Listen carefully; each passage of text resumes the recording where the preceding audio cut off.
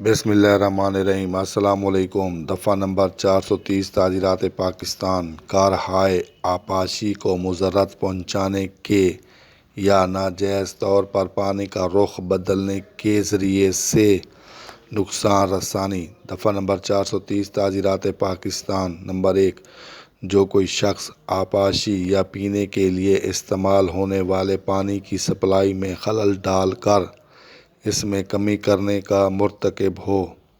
Number 2، جو کوئی شخص کسی ندی، نالے وغیرہ کے بہاؤ میں رکاوٹ ڈال کر بہاؤ میں کمی کر دے، ملزم کو 5 سال تک قید کی سزا اور جرمانہ ہوگا یا دونوں سزائیں ہو سکتی ہیں۔